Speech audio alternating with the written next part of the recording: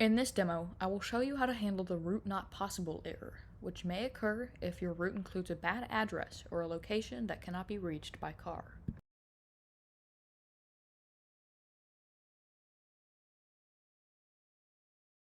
This error message will appear when you try to view directions for a route with an unreachable location.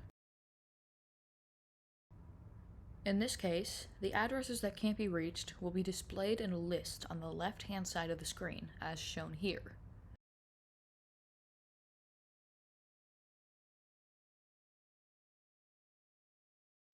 There are no roads that lead to this island, so this stop can't be included in your route.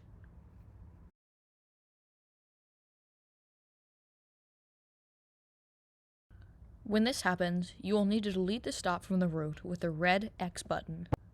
Once you have removed any bad addresses, verify that the others are reachable, then use the green check mark to confirm that they are okay.